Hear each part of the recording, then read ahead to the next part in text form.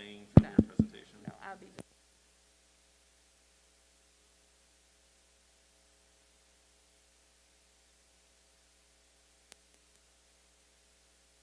You gotta switch here so you can choose. Probably.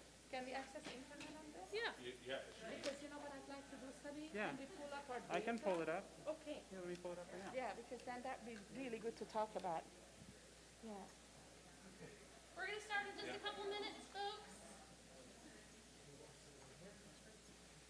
Yeah, so for the stream, just use the microphones if you can, and you can pick them up and move around with them if Yeah. you want to, but yeah, awesome. Thank All you right. so much. Thank you. Okay, though.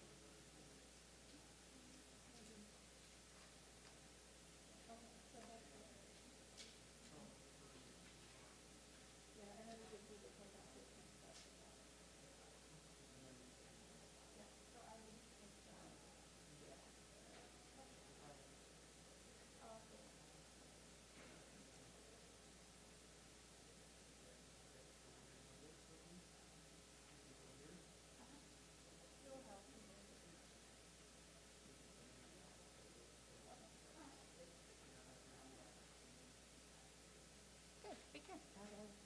Huh? We can start. They're trying to find more people right now. Oh, good. Okay. Yeah, she's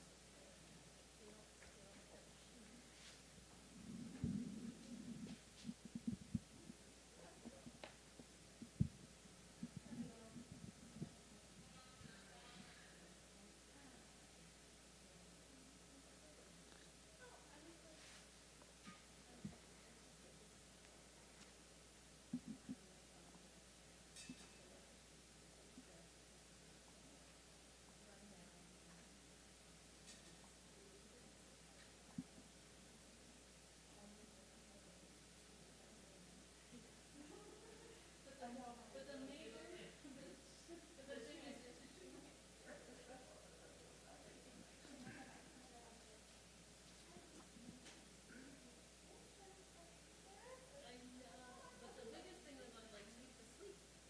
Yeah. It's hard to, that's the hard push. I'll sit for you. Well, people are here. Okay. Yeah, we can just. Yeah. Hello. I'm Daniela, and I have the greatest pleasure to introduce these two amazing women, Sophia and Zabi Pastor. I met them years ago visiting their farm out in Woodinville, and it is the most magical place. If you haven't been to Farmer Frog, you gotta go. You gotta see the goats and the, what is it now, 200 Oh, poultry friends. it's like we're more than that now. Oh, no, it's not that. We And the call- bear we call 'em, dogs. yeah. The bear dogs are like the cutest things in the whole world, and they protect you from the bears. It's awesome. These people have not only completely stewarded and taken back the land from what was an unsustainable farming practice of cow pasture that turned into blackberry bramble that is now a beautiful, beautiful living forest of ecological things. They have also partnered with indigenous communities and governance to provide relief, mutual aid, food to millions of people the past year and a half. So, or rather millions of pounds of food And 2 million people. to 2 million people Yeah, yeah. the past year and a half, which is absolutely dumbfounding. I don't know how they do it, so we're gonna give them the floor and let them tell us a little bit about how they've done it. Sadly, Linda from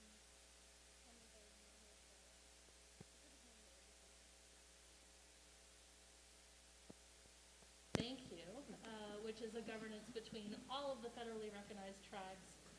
Linda could not be here today. She is actually up in Bellingham dealing with flood relief.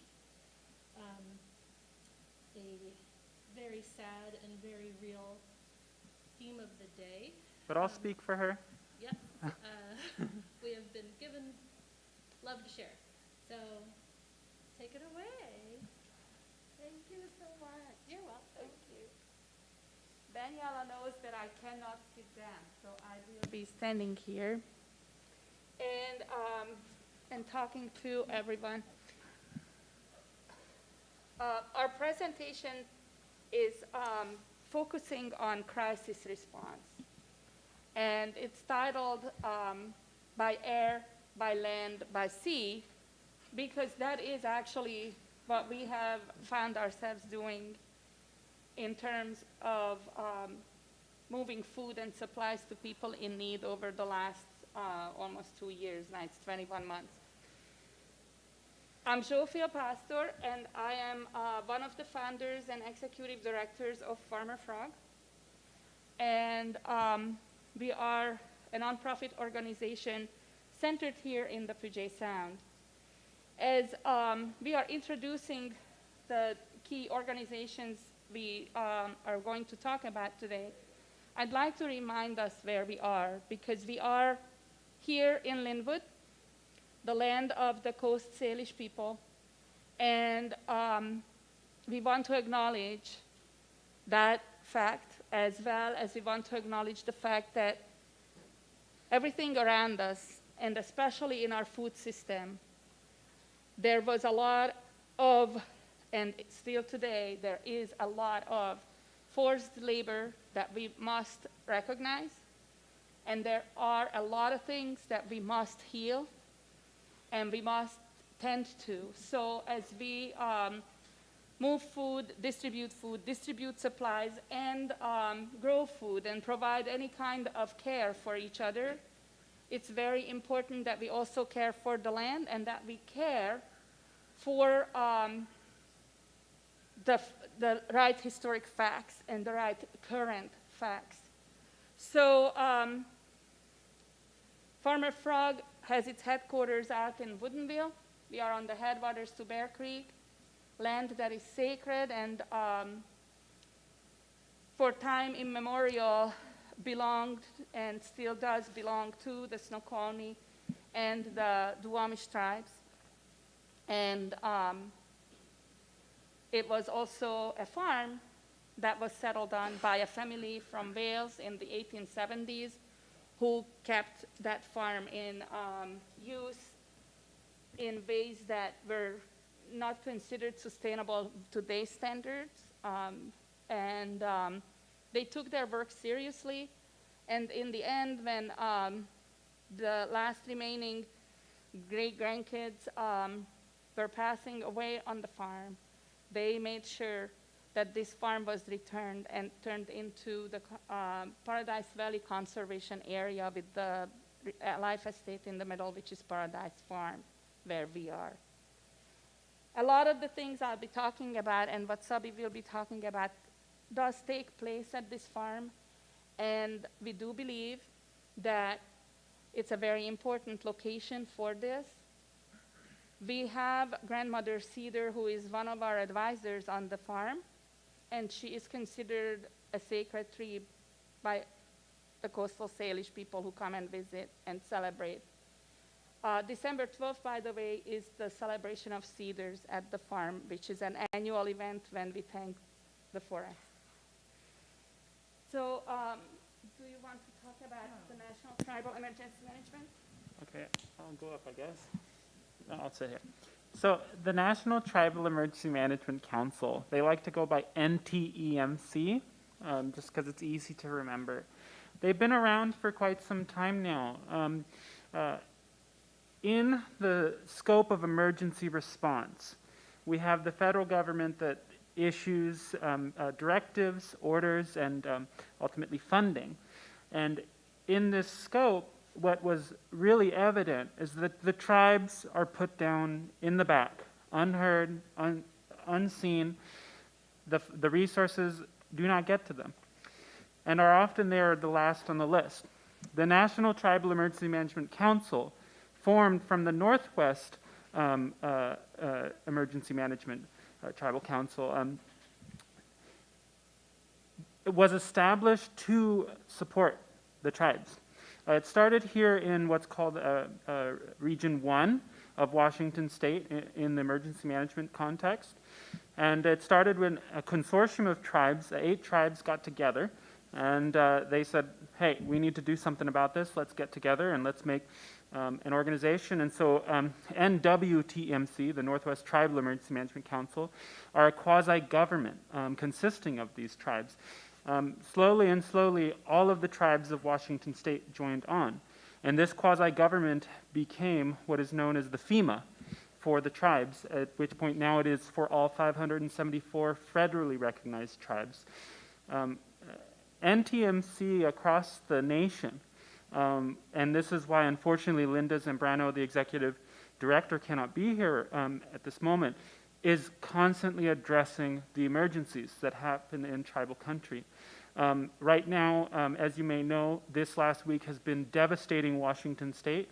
We've had floods, we've had rivers, we've had landslides, and for many of these communities that are already been hit very hard by the pandemic, where one road in, one road out, and the landslide washes it away, it's very, very hard. Just on Wednesday, actually, we were staging a joint operation between Farmer Frog and NTMC to land airplanes on water near Makah to deliver food and supplies. The mission got canceled for some reasons, but this is what we're constantly dealing with on a day-to-day, and as unfortunately why Linda Zambrano, the executive director, cannot be here. Nonetheless, NTMC is very committed to the tribes, and it's hard for me as a Farmer Frog representative, of course, to capture that, but we work so dearly and closely together that I cannot say good things. And with that, I'll let you and Sophia, if you want to take the next part. Yeah, so Wednesday's event with the airdrop got canceled because a weather system moved in, but it's often the case that we have something happening and we have to move and we have just a few hours. So to give you a feel for that, the road washed out on Tuesday night. Makah is now isolated. Their only road in and out is not functioning. And they needed food and they needed some additional supplies. So the call goes out, the volunteer pilots are lining up, the airport is configured, where are we getting out of and where are we going in? We have to secure some storage space, generally an empty hangar space somewhere. Sometimes it's an entire hangar, other times it's a corner in a hangar. And then comes what are the planes? What each plane can take, what does that feel like, look like, how many pounds are we looking at per ride? And then we design the loads. So I get on there and we start looking at what we have inventory right now and what each of those items are, and start designing every single plane's load. And every ounce matters because these planes have a very strict capacity. Airplanes are not like cars. We don't like to overload them. It's very dangerous if it's not the right amount. So we have to be very, very conscientious about that. And we have veggie boxes in Wednesday, so the crew is starting to weigh and measure almost like okay, so this is what the box is, this is what the vegetables are, and this is, 15 pounds and 8 ounces, and you just have to be really special with every number. And then the load is getting loaded, and we have everything set up, and then a weather system starts to move in, and all of a sudden it's a call off. And that's okay. So we know that we are ready for the next one. I did not start out Farmer Frog planning to do these things. We were doing school gardens. And so this is the picture that I want to go back to. This is where we started. Farmer Frog started out as a school garden program, and then as a teacher training program, and then as a school garden support team, and then summer camps and field trips and all kinds of educational, food-related and farm-related things. Natalie, by the way, I love this picture of her. This is at Explorer Middle School, and Natalie was 5 years old. She's 14 now, and she's still growing food. And this was a really beautiful picture when she rode her little scooter around and was screaming about going to the garden because they can. So the question came, her brother and her came up to us, and it's a middle school, and they were not middle schoolers at the time. And so they came up to us and they said, is it open for everybody or it's just for the middle school? And I said, no, you can join. And they were jumping up and down, screaming that they can come. So that's how that went. And they did for many years, and they are still engaged. So came COVID with all these school garden stuff, and March 2020, everything shut down. March 16th is when we officially got the stay home and stay safe order, right? And schools closed. And before you know it, there is not much going on, but we have calls from our volunteer team who are now in isolation and wanting to know if there was any way we could get them fresh food because they're missing the fresh produce and they really need some help. So initially, my husband and I, and then we enlisted our kiddos and then some of the other volunteers from our team, started harvesting at the farm and taking these baskets and bags of food to our volunteers and just leave it at the door. And then their neighbors called, and before you know it, so by May, we are delivering hundreds of baskets and boxes every single Saturday, and we have these multiple routes, and it was complicated because, nobody really understood COVID at the time yet, so it was like, oh, if you touch something, then this hand now is infected, and then this hand is still clean, and then you had to have your garbage bag to collect your disposable gloves, and then you had to have the basket that I didn't want to start disposable, so I had this basket idea of let's recycle, repurpose. And so, okay, but then we have to pick up those baskets, but now the people touched it, so it's considered infected. So then you have to put it in another bag, and then, it's just like, how much space do you have in a car? And will we, get all sick because we are breathing the air and whatever. So it was quite chaotic, but we did it. A lot of logistics. And so, this is going out regularly, weekly, and there were requests, so we actually started shifting what we grew a little bit that year too for these type of operations. And on April 29th, 2020, I get this phone call from one of our neighbors that they are going out to get potatoes from Eastern Washington because there are farmers who are tilling them in and they don't have anywhere to go with it. And they are taking some trucks and trailers. Can they borrow crates? We have a lot of crates at the farm, a lot of them. So I said, sure, yeah. So one of our team members who lives nearby, she went over there because this is now after hours, and she's in her PJs, and they are loading empty crates on the truck and the trailer, and they're heading out. And on May 1st, it was Friday, I get the call that, okay, they are coming back, they will have some crates, but they will have the potatoes, and they really don't have anywhere to dump it. Can we receive it? And do I have connections where I can maybe help place it? Sure, I know a lot of food banks. We've been, for over 10 years at the time, growing food at schools and at the farm, sharing all the extra with the food pantries, banks. We had the connections. So I said, no problem. Bring the potatoes, dump it down, we'll take care of it. So noon, the first load arrived, and it was a full pickup truck with a dump trailer, and a couple other trucks were coming too. And I looked at it and I thought, oh my goodness, that's a lot of potatoes. And they have onions too. And so, we are farmers, we've been growing food, but our size, this is coming from Eastern Washington's major potato field, so it's, in big, big, big russets. So they dumped it. Pretty soon, some volunteers come in who they know, I know, everybody's bagging everything. We received little over 12,000 pounds of potatoes and about 6,500 pounds onions. I get on the phone, text. I have every single thing claimed that night, so they'll be all there Saturday and next week early and picking everything up.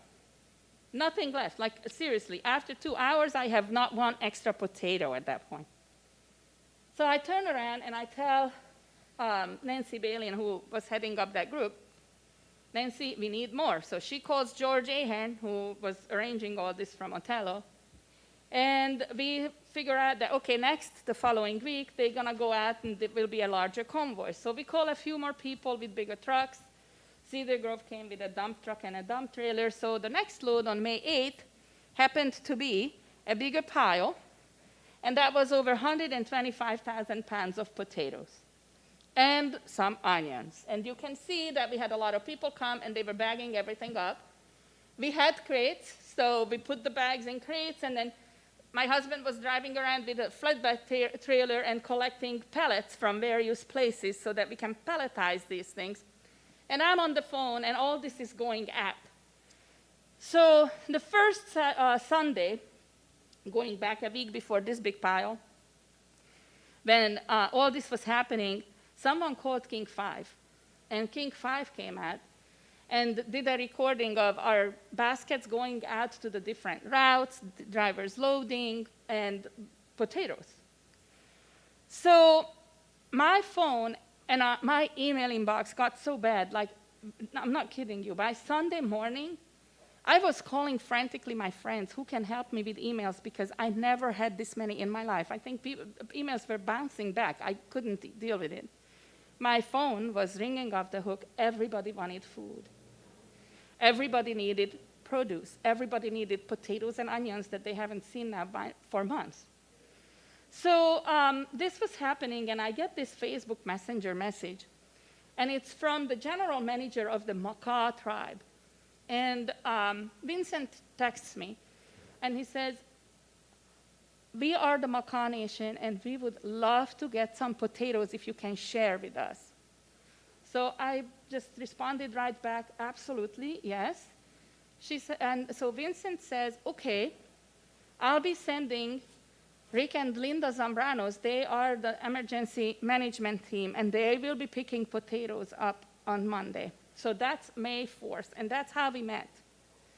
They drove in with a big truck and a big trailer. They took potatoes, and then for weeks on end, for months and months, they were taking food and supplies from Farmer Frog directly to tribal communities, and that's how we started collaborating.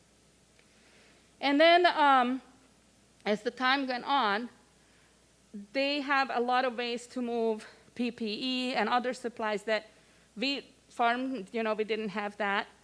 So we started combining our efforts, and Farmer Frog became actually the designated distribution organization for the national tribal programs.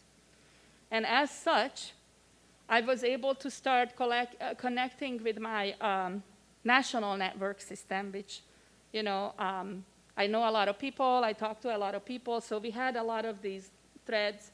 And then, of course, the tribal team, the National Emergency Management Council, knows every tribal leader and every tribal emergency management leader in the nation. And then we also have friends who have friends.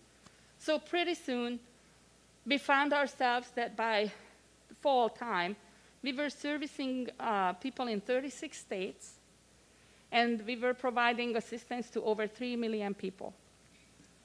And so we just did our 990 for 2020, and it blew me out of the water because January 1st, 2020, Farmer Frog had $14.42 in the bank.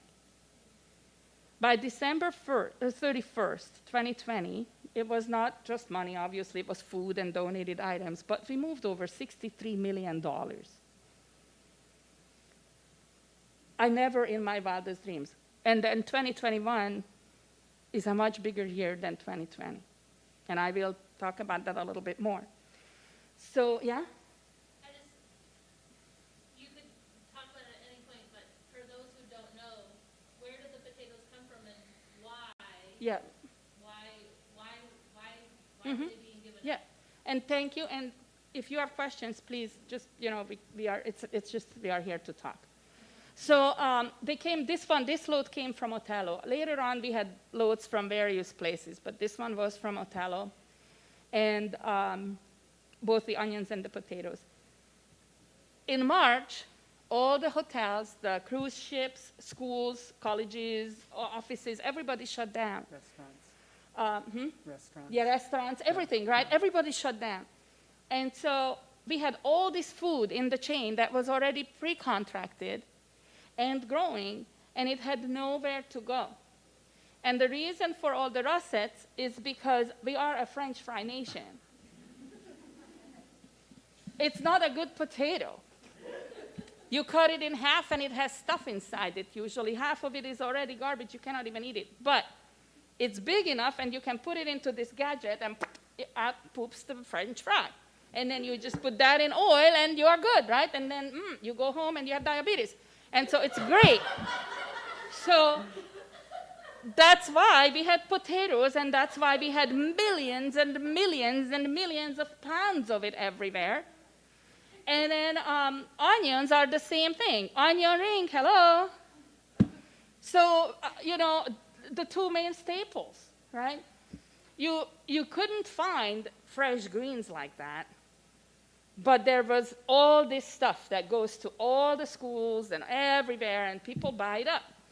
So we also had a lot of salt, by the way, that was left over. I'm not kidding you. Bags of 50 to 250 pounds, and a lot of it, semi-loads of it. Salt, because nobody ate the French fry, and so they didn't use all the salt. It goes hand in hand. So, we learn about the food system all the time. So, so that's, to answer that, that's where it came from. And then, over time, as things went on, I have all these networks connections. We start talking, Pacific Coast Fruit Company, Cascadia Produce, many others. They were starting to, bring a little bit more variety. USDA kicked into gear and started the Farmer to Family Box program, which actually was an absolute Trump campaign program, but it worked. And I am somebody who did not vote for this guy at all, and I will never vote for this guy at all, but this program really worked. If you take the Trump letter out of the boxes, it was actually fairly good quality, and it was easy. So we could take semi-loads of prepackaged boxes that were 30 to 35 pounds each, which is a good size for a family. It had some protein, dairy, some cooked meat, produce, vegetables. It was all packaged in one. It was not halal. It was not kosher. So it had some cultural challenges, of course. That's the program, right? But it was ready to go. And so we were able to maneuver and move these easy. I could bring in semi-loads, and we did. And we could load it into smaller cars and add other things to it. And then our team would be bringing in other produce and vegetables, because George and Nancy, they went on and created East West Food Rescue that they eventually left Farmer Frog, so we are now two big organizations, but for a while we were working very closely together at the same spot. And we would be bringing all these things in and mixing them up for people. Because generally, if I talk to you and you need to feed your neighborhood, I can't just send you a truckload, like a semi-load of, 40,000 pounds of potatoes. If I did that, you wouldn't be a happy guy, right? That wouldn't work. But if I send you a truck, a box truck, for example, that has meat, some other protein, leafy greens, nice fresh fruit, maybe some potatoes and onions, because God forbid we go without that. You can use that, right? And that's something that most cultures can do something with. And so what ended up happening, a lot of times people who needed vegetarian or halal boxes, we'd be taking the meat out, give it to somebody who didn't need that or who was actually looking for extra protein. It was still usable. So we worked a lot, and we did a lot. And we had a fabulous team. We had our volunteers come and play music for the potato bagging teams and for the teams who were loading boxes and boxes and boxes. We had young students who were without school programs and were getting really bored and depressed at home. And they came, and many of them told us that we saved their lives because they finally found a community where they could participate, be safe about COVID, because we were very much so, and still do good things. And you know what? When you have 15 kids who are from 14 to 24, you have muscle. And these people, I tell you, I have never seen anyone work as hard. And I don't think I will ever see anybody work as hard. And you know, I probably don't even want to see anyone work as hard. Because they were moving sometimes 8 to 10, which is 320,000 to 400,000 pounds of food a day. A day. Every single thing that came in was moved by them at least twice, because they had to move it off of whatever it came in on and move it on to whatever it went out on. And they were the ones. Incredible people. They all went back to life now. They are in school at various places, graduating and doing things, but I'm very sure this will stay with them. And it definitely stayed with us. One thing I'd like to add, you know, these kids, they dealt with nobody knew what was going on.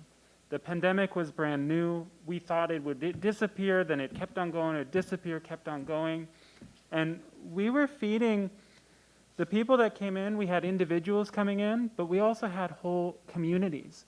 So for instance, the National Tribal Emergency Management Council, they're a consortium of all of the tribes of the United States. They're coming to us, and we have now an entire government tribe coming to us. We had cities, we had counties, we had government agencies, still do. We have nonprofits, school districts, churches. I mean, we are like the wholesaler of the wholesaler, as we say in Washington State, for food assistance. And now our distribution network has been strengthened to 1.5 million Washingtonians consistently, because our network is so big. And these kids were the groundwork for that. I mean, it blows still my mind today. You know, I'm about to be 30, and I can't imagine what it was like to be driving a forklift for the very first time, moving these things, you know, and mind you too, most warehouses are not like ours. Most warehouses are indoors, very flat, really easy. You're on a forklift and you're honking the horn the whole time as you're going around. Well, the warehouses were shutting down because of the pandemic. It's indoors. It was before we knew what was going on. And so we were out there and we were still standing because of our outdoor facility. But as a result, when you're going on a forklift like this, your food collapses. You know, things happen. And these kids figured it out time and time and time again. I can't give them enough credit. I mean, they're just... They are the heart and soul of everything that happened and helping save lives. And those loads. I was watching them. So it started with our baby, who is now almost 21 years old, and he was 19 at the time. But, we taught him how to use equipment, and so he was running the machinery, and then all of these other students are coming up, and kiddos, high schoolers and college students, and they want to talk to him, and they want to. So then he's teaching everybody how to use the machine. And they came up with amazing ways. And figuring it out, because it was pressure. It was right there on the spot. You had to do it. And we had experts coming in. We know, people who are operating machinery like flower and garden show people and others who are like really crazy situations. And they came in and they were looking at them to see, okay, do they need to give extra training, what to do? And they were just like, well, I think we can learn a few things from these kids. Because they figured it out so well. So that's how that was going on. We had Total Rental and Sunbet, and they are still today, sponsoring everything that we do, so they're giving us some ridiculously good deals on rentals. Otherwise, we'd be paying through the nose. And then we had a lot of other organizations who were helping us with transportation. We are a farm. We had some bigger trucks that we thought were big trucks, like a box truck, sometimes come in and pick up food from us, right? When the first semi showed up, we didn't even know we can have semis out there and receive them. And For a then it farm. showed up, and then it drove through the farm, and we all made it. It was incredible. And so, it's just really formed into something that helped the community.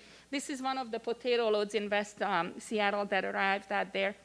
And then this is to give you some feel for what the farm floor looked like. So the farm on the bottom is ending here. This is the gate between the farm and what we call the floor. And that's the floor.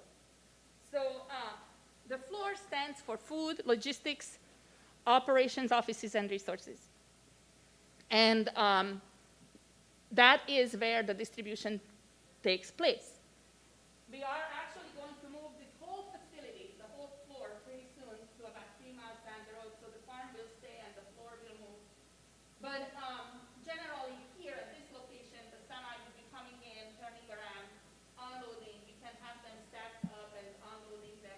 And then people will be here waiting in their cars through the farm and loading up the product as they get through.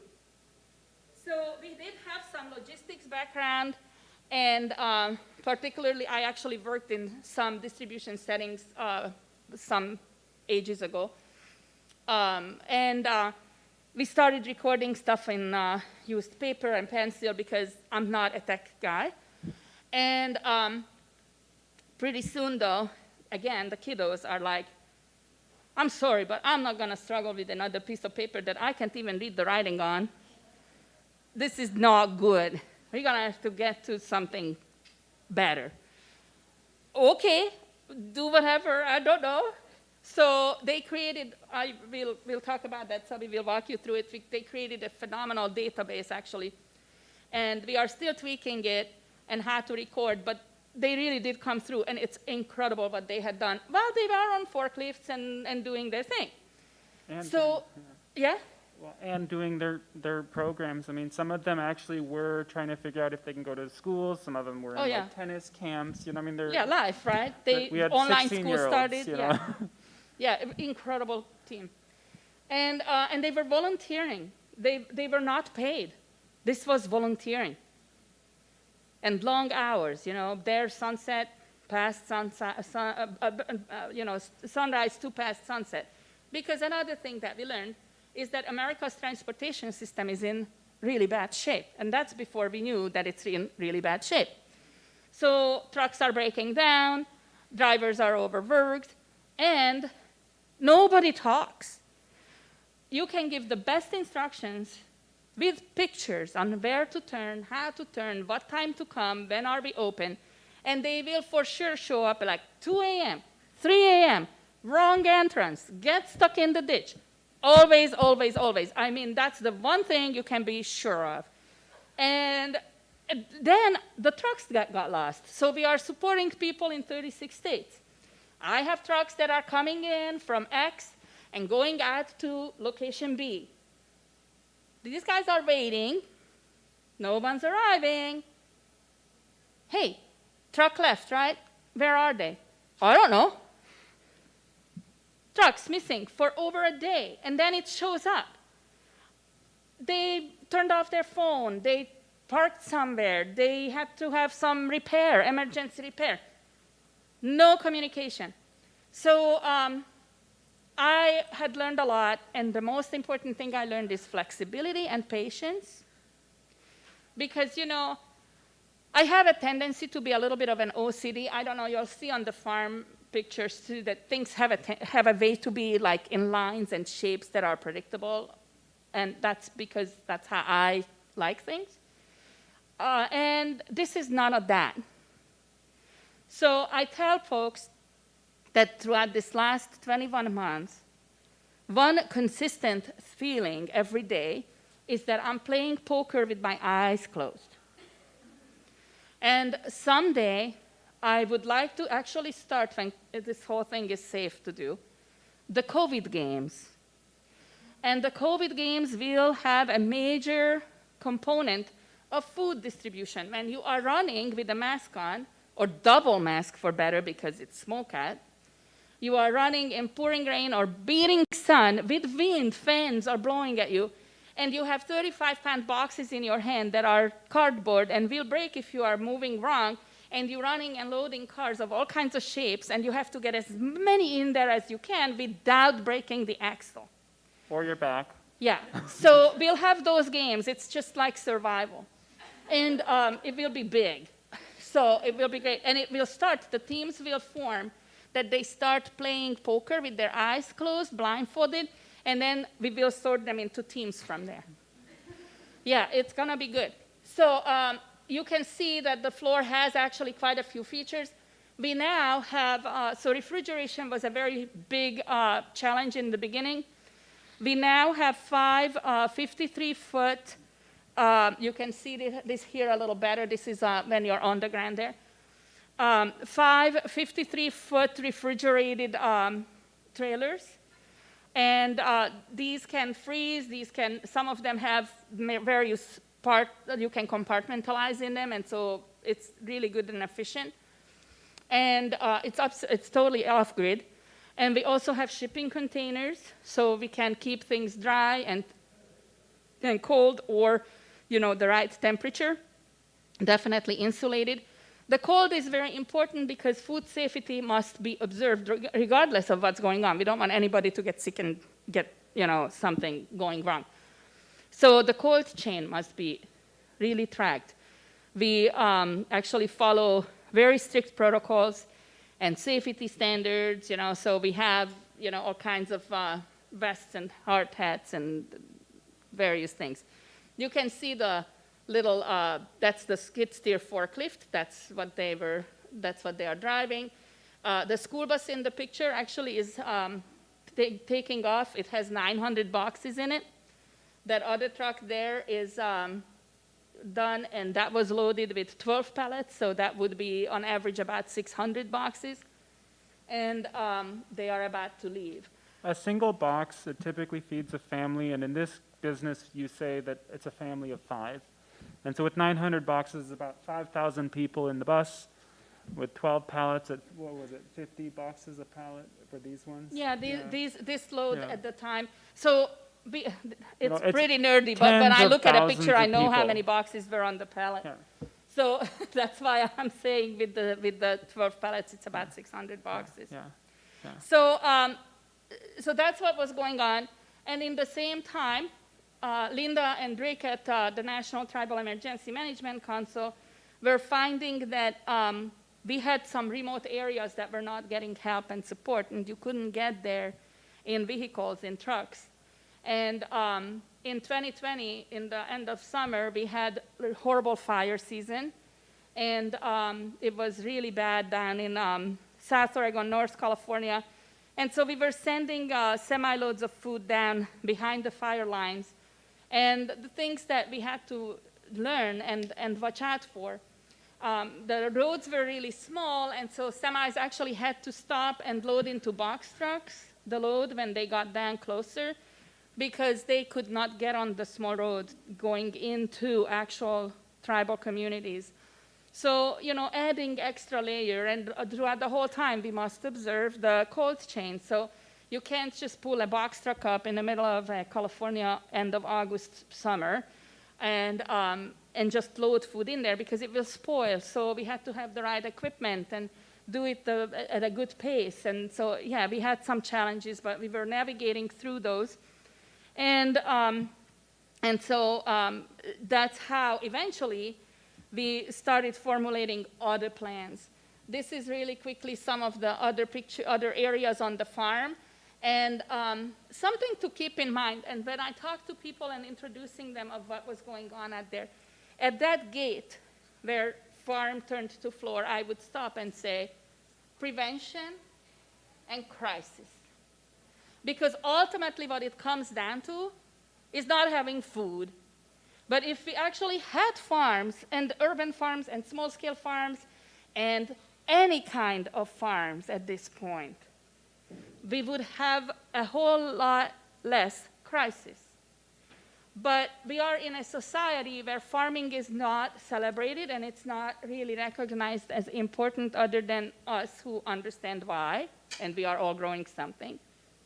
You know, this has been about 10 years ago when the Bartomolive dairy closed in Snohomish County. And there was this article, and I was going through the online and see the comments, and in one of the comments I see that this lady says, "It's about time. I mean, who farms still? Haven't they heard of Safeway?" And it just struck me that, oh my God, this is a grown person and they don't get it. They think that Safeway just reaches up to the ceiling and oops, milk is coming out. Let's put it in some jar. And so people need to learn. And that drove me with Farmer Frog when we did only the education, but then this crisis really started driving me. So we'll talk about that, what that means, but here are some other pictures. So this is one of the air fleet up on top, some of the planes that, for example, took food out to the peninsula, the various peninsulas, actually, where it's hard to get to. We were also serving, for example, the Point Roberts community. That was quite insane. So they have to, they are US, but there is the border land, so you can only get there by air or by sea if you don't want to cross the border. And the Canadian border with the US, it wasn't open exactly. So they had this special permit, but it took them 5 hours to drive into Ferndale, and then 5 hours to get back because it was 4 different border crossings. And so really complicated. So we were helping them, and if we could do it, if they could drive, then we would be meeting them at the border, actually, and do the play with boxes thing, you know, like, okay, it's in my truck, now it's in yours, and then here you go, and then, oh, you have empty containers for us. Okay, now we change that. And then do that game. But we can actually reach places with airplane better, yeah? So they had special, yes, normally there would be, but they had a special letter. Yeah, but it also meant that only the special authorized personnel could drive their trucks. And so sometimes that's a challenge. And it also meant that we couldn't just go. I can't just send somebody, we had to meet them. So they had to make it across the border, just, you know, north of by Peace Arch, and they had to cross the border for us to be able to share stuff with them. So anyway, it was just cross-eyed. You can see the Midnight Sun, which is a ship that belongs to Tote Maritime. Do you want to talk about that? Yes, this is one of my favorite pictures right here. As it turns out, kids are so good at distribution that they're good in the modern industry. So we actually got really good at not just moving food, but moving masks, moving PPE, moving hand sanitizer. Because in the process, as we were sending, for instance, like to the fires in California, they had a question, hey, do you have masks with your food? We said, well, okay, let's talk to somebody. And then the kids got to it, and they figured out how to load it, how to send it out. What we also started doing in our work is, again, we started really going to all 36 states across the country. This is how we do our work to 3 million Americans. And we also were distributing to Alaska. Because as it turns out, there was, in Alaska, if some resource goes down, it's impossible to get there. You can't take the boat because oftentimes the whole water is frozen over, and so you have to fly it over, or find a way to get through right before the ice pass freezes over. So we got in touch with Tote Maritime, who is one of the major transporters, maritime transporters across the coast. And we asked them, hey, can we send 500,000 pounds to Alaska? And they looked at us and they were wide-eyed. Because as it turns out, most people don't send 500,000 pounds to Alaska. Most people will only send what we learned 1 container's worth, which is about like 20 to 40,000 pounds of goods. The Midnight Sun, as you see here, the Midnight Sun typically can move 13,000 containers. They usually have about 8,000 to 10,000 containers is what they're considering full. But their biggest client is a 1 container client. So with us coming in and asking for 10 containers a load, this was jaw-dropping, okay? We couldn't believe it. I mean, we're moving stuff, and 10 containers makes us like a big whale in all of the coastline.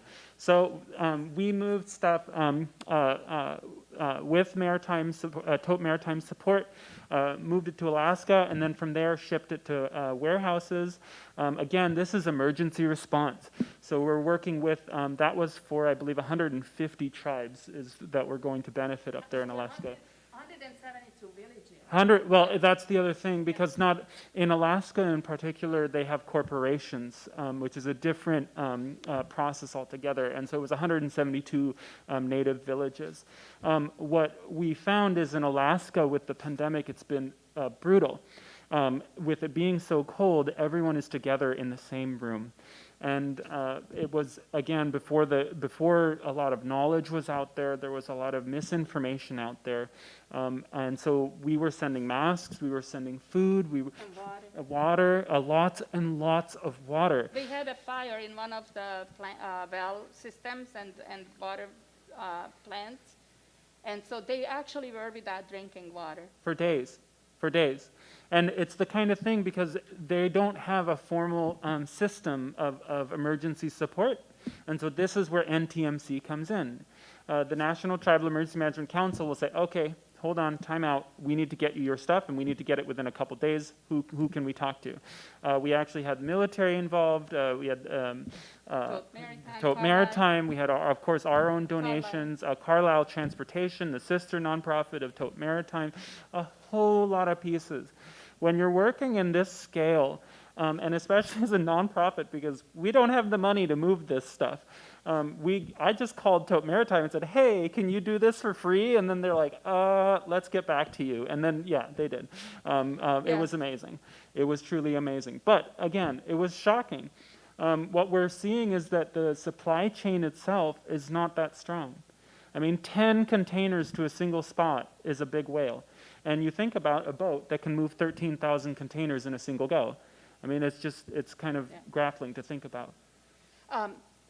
Daniela told me the time, so Oh. yeah. But we are actually having pretty fun. good on that. I want to make sure that you see, like, this is actually 2 days ago. This is, I ordered turkeys in, and I got 2,075 turkeys, so that's good.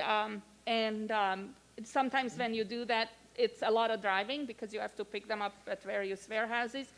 Last year we brought in more than this year, but we needed that. You see that we got a load of produce, and that actually came from California just this week because we do our best to source everything locally and close, but winter is winter. And sometimes you have to have more variety than just what grows here around November and December still. And so this had gone out, and the truckload, you can see that was going out to one of our food distribution events with our partner, INSP, International Nutritional Sustainability Partners. And this is on the floor.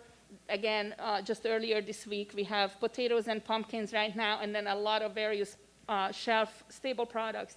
We are moving a lot of different things, and our vision of a lot changed. So I was on the phone with Ferndale Food Bank this morning. You might have heard, but they lost their vans to the flood, and they had a lot of challenges, and so sourcing food all of a sudden is tricky for them because they don't have an equipment to go get it. And we have trucks and we have food, so I called them, and I was talking to them, and I said, so, okay, I can send a load on next Wednesday before Thanksgiving, but how much do you need? And Evan there said that they need a lot. So I said, okay, I can send 20 pallets Wednesday and then 20 pallets 2 weeks from now, because we support so many, I can't just give everybody all the one load. And he started laughing because the lot, for me, a lot is like, okay, I send you a couple of semis thinking that will hold you. 4 pallets will be good. So we're going to send our smaller truck. 4 pallets will be good. Okay. So that's our understanding. It just grew day to day. We didn't see this as a path in the past. We have an understanding. And so out of this is actually a really good really good quote from Diane. She is now in college, and she worked with us for a long time. This is at one of the food bank farmers market stands that we worked. To work together to make something happen that is much greater than what one person could do alone. And that is really what it's about. This is, again, a sign that we have at the farm, gather together. This is not just Farmer Frog, this is not just NTAMC, but could you pull up the data, please? Oh, I'm sure. so happy that she's here because she's the, you know, all this stuff. And so, you know, this is all On the website. so much bigger. And we have the organizations here. This is the distribution summary. If you're interested, it's on farmerfrog.org and under media, and you can pull this up. But you can see how many things went out during the month, the poundage, and also the organizations. We service over 700 organizations nationwide, and in the state over 400. And these are a lot of different groups, the churches, the faith-based, the community, the tribal, the government, the various grassroots organizations. We tried to cut through as much red tape as possible. So we actually service grassroots organizations that might not be a nonprofit. We don't ask for proof of income. We try to protect the entities the best we can. We have, for example, with the state of Washington, we have a specific contract about what data we give them and how they can handle that. Because we service people who sometimes don't have documentation or some other things that are challenging. We have people in witness protection programs who we are servicing. It's a lot of various things, and generally speaking, this is the gap, because we support food banks, but we try to move people who are at food banks, go to the food bank. We are finding the people who so far, in the past even, and then now during pandemic even more so, have been falling between the cracks. And what it's called, it's the racial gap. Because what we find is that mostly BIPOC communities and tribal communities and immigrant and refugee communities are the ones who are often underserved, and they are the historically underserved communities. Yeah, real quick, just on this slide right here, if you see the blue sliver on the pie, that says food banks, food pantries. And so we actually... The dark blue, right? The dark blue. Over here. Yeah, and we coordinated this data with the Washington State Department of Agriculture because we said we feed 1.5 people, and they said, that's funny. Our system supports 1.5 people. And we're like, 5 million people. No, the WSDA. Yeah, 1.5 Yeah. each, yeah. Yeah, and so we said, well, maybe it must be the same. We have 1.5, they have 1.5. Well, what we learned is that they support the food bank, food pantry system called the Emergency Food Assistance Program. We support 4% of that. So very little overlap. very little overlap. Most of the people that we serve are completely outside of the food bank, food pantry system. And this also means 3 million Washingtonians are in need of food assistance at this very moment. So then UW and WSU did the research, and they released it earlier this month, actually. And the September data shows that 50% on average in the state are food insecure. It's 67% for the tribal communities. It's very severe, and we are, state of Washington, one of the best states to be, and we are one of the wealthiest places on the planet. And so as we are looking at this, with the other 35 states that we are still getting a lot of requests from, it's actually worse in a lot of other places. So we have a lot of work to do.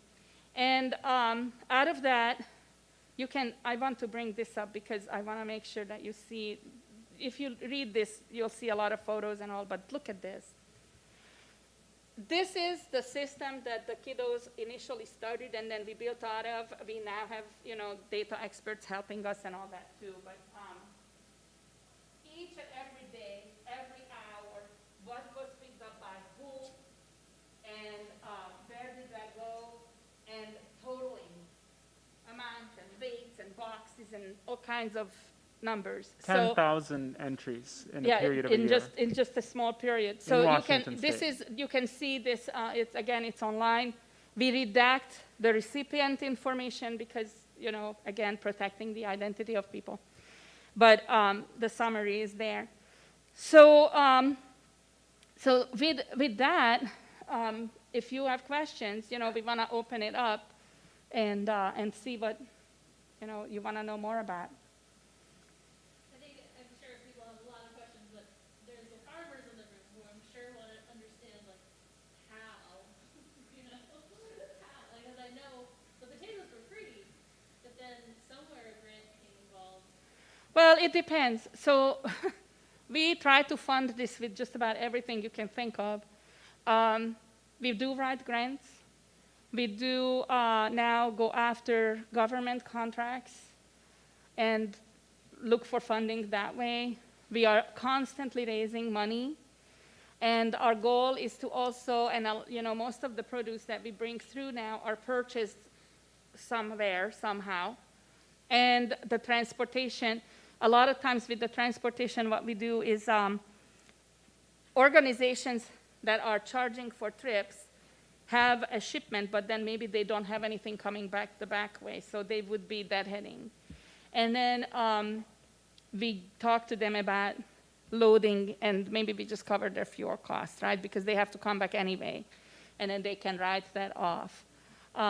We had farmers who contacted us this fall because they have food that they couldn't pick, and it's really not sellable to stores anymore. And then if we can, then we gather our team and we go and harvest it and bring it back. We have farms who donate stuff to us, like Oxbow Farms. They have extra. We have the food bank farm out in Snohomish who shares extra, and a couple others who just have extra stuff that they, it's a little bit less of a quality that they would be sending out to, Kroger or whatever chain. If Safeway rejects a load, I get a call. Now, if it's at a time of the day when I can actually receive it, I receive it. In 2020 and earlier this year, we would jump into the car and get back to the farm at 10 p.m. and get a load because we needed it. If it was broccoli or lettuce, I'd be on the road and unload the semi. Now we are in a little bit different place, plus I feel like I aged 10 years in the last 10 months because it's really brutal work, actually. And so I'm not that eager to get into the truck anymore and go unload at 10 p.m. So if they can wait and come back at 7 in the morning the next day, then we do it. Otherwise, they have to find another spot because it's just that we are reaching our physical capacity ourselves. Daniela said, to tell you about the honest, dirty truth of it. It's brutal. It's brutal. It's traumatizing. We had people so desperate that when at a food event, for example, we would be putting out these things, and we had, I think it was, we had dairy, and then I forget what type of meat it was, but it was not cooked. It was frozen, and I think it was chicken breast or something. And we had it out there, and they had the ability to just take and take home whatever they needed, right? And this gentleman goes through. He asked 3 times if he can just take whatever he needs and wants. And we said, yes, please, just take it, and then we record what you did, and there you go. He passed out. He was so moved. He passed out. We had to call the ambulance. They had to take him in because he didn't eat for weeks. He was on various cat food cans, and he was in such dire straits, he couldn't believe it. So we meeting people at their maxed out. They are really like It's raw. just one tip from the final fall. So it's hard. It's emotional. It's trauma work. Yeah.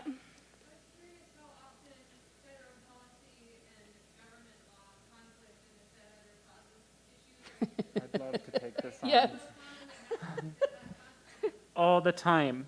So my great example, back to that pie chart, The fact that we serve that blue piece, 4% of the whole food bank, food pantry system, the funny thing is that the food bank, food pantry system, it being such an established system, means that the funding is already figured out. For instance, we are in Snohomish County, and to be a contractor, quote unquote, that can receive resources, a TFAP contractor as they're called, you need to be voted in by Snohomish County Council, but they only allow 1 to 2 contractors per county in the state. So if we were to become a contractor, we actually kick our friends, Volunteers of America, out, which we don't want to do because they're very, very important and they need the funding as well.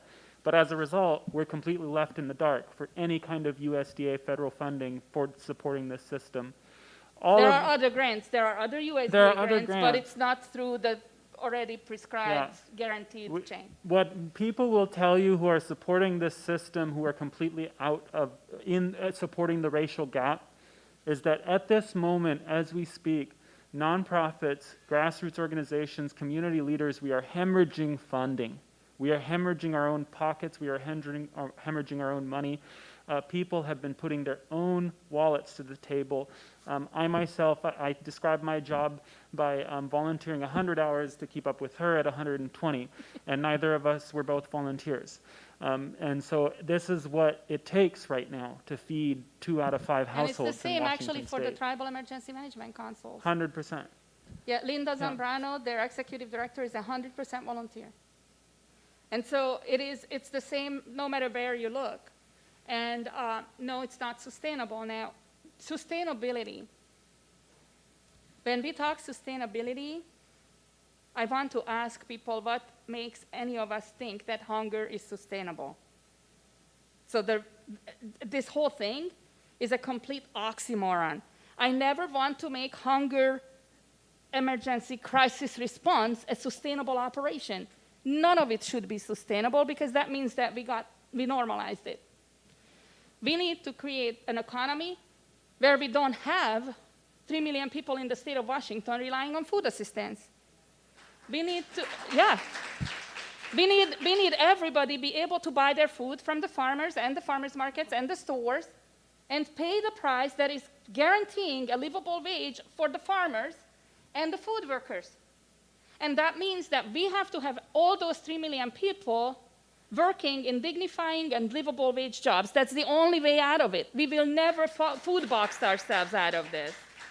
And it's very nice and feels really good that we are rescuing food that was thrown away. That's wonderful. But in the end, this is the most stupid things anybody could ever imagine. Because I will tell you another thing. A little nonprofit in the city of Woodinville, in the outskirts of Snohomish County, supports 1% of this nation?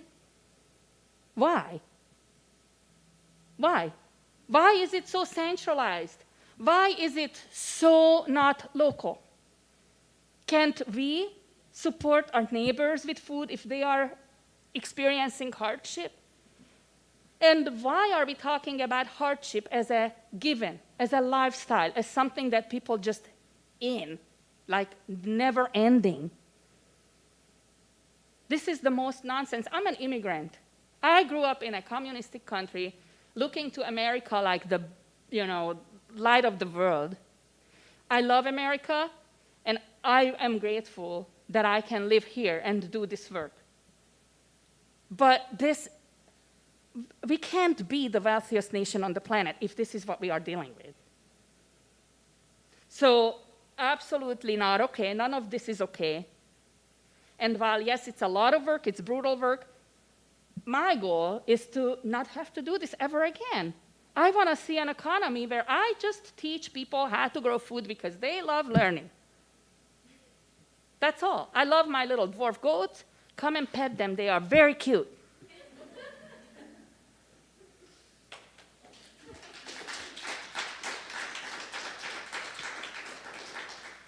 So any other questions? We are here.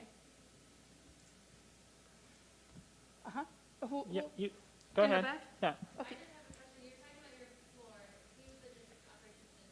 Operations, offices, and resources.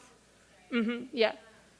Can you describe what happens on the system? I understand what food is, but then logistics, what does that entail? So, yes. What are those? Mm-hmm. And that seems like Yeah, it is actually, and it's quite a mouthful. Yeah, that's great, that's good. So logistics, all of this, sourcing, procurement, connecting, networking, answering the phone when a request comes in, finding a way to connect those dots, preferably not through the floor. Begging Tote Maritime to move it for free. Yeah, exactly right. Can you do that, Carlisle? But preferably, it doesn't go through Woodinville. My goal is not to touch it, because the less we touch stuff, the better it is. However, sometimes we have to, so if I have to, I bring it in, or I bring it to another location where expert team, it's not something I can just have random volunteers do, because food safety, food chain, all of that, cold chain. But it gets rearranged, reshuffled, moved so that the recipient can use it, and then get it over there, and then make sure, actually, that it meets the need. So I am not going to send a bunch of pork ham to a halal need community, right? We have to make sure that the needs are met. We have to make sure that allergies actually are observed, and there are a lot of those pieces. So that's all the logistic piece, plus the human resource management that goes with it. And then operating is day-to-day operations of money coming in, purchases happening, and trucks. How actually does that get done What safely? are the staff doing? The thousands of volunteers Yeah, that manuals, we manage? we actually now have manuals for the various things that we do. It became its own program and its own department. You can see that we now have our own logo out of this, which, Farmer Frog still has its own old logo, but we have a distribution logo. Which is what the offices are for, the next O. Yeah, the offices that we are arranging this all in. And then resources, because we also share resources, other resources too. With our partners, Yep. with our community. We also have the Fresh Food Coalition. Ooh, pretty important. Almost forgot. Fresh Food Coalition, and we are working on the fresh food economy. Fresh Food Coalition is a group that is consisting of hundreds of groups and organizations. If you're interested, send us an email and we will share information with you. We really are coming together as a regional powerhouse, and we are asking for significant funding from the various governmental agencies and private funders that we can kickstart what I just told you about. We want to see dignifying, livable wage jobs for all of the 3 million people who are relying on food assistance right now. And that's going to take an economy, right? It has to be a new economy, and what best if we focus it around food and fresh food. Yeah, Because we have to get back to our roots, literally, to our roots. And food is the roots of this country. In the past, whether it was the native people or the incoming people or anybody around the world, actually, our life centered around food, right? We all settled around where we can grow our food and we can conduct our life safely. And that's where we have to get back to, because that's the way we're going to prevent crisis. And we have to face that because climate change is here. And so this crisis will only get worse, the flood right now, right? That's just one little chapter. Yep. Anybody else? The session is officially ended, but it's also the end of the day, so you're welcome to go. Awesome. I just would love if you would fill out your evaluation card and give it to me before you leave. And let's give them a round of applause. Thank you. Yeah, Thank you. thank you. Yeah, yeah. And I also pray that you don't have to do this much longer. Oh, yeah, we're going to change it. We're going to have a new kind of economy system that is actually working. That 'Cause being that's the said, way. this is really fun. So if anyone has more questions, they want to linger, stick around, we're here. If you want to be one of the thousands of volunteers, or if you want to supply food from your farm, Join the coalition, whatever. Yeah. We are open to We that. have state senators, representatives, state agencies all over across Washington state on the fresh food economy. So goats are cute. Oh, yeah, we have some real sweet We ones. got these I'm not three new kidding you. cute And the goats. They're dogs. amazing. We have 4 livestock guardian dogs, guys. It's really cute out there. they live in the goats and they protect them from the bears, because this farm is situated adjuncting 800 acres. Yep. Yes, of Yeah. forest. Mountain, right? Cougars, No, bears, cougar- coyotes, Yeah. Cougar Mountain. No, it's Paradise Valley. Oh, Paradise Valley. Paradise Mhm. Valley. Yeah, right across Maltby Cafe. So Yeah. there are bears out there. Yeah, pictures of them. Yeah. Yeah. So thank you for coming and spending this hour with us. Yeah.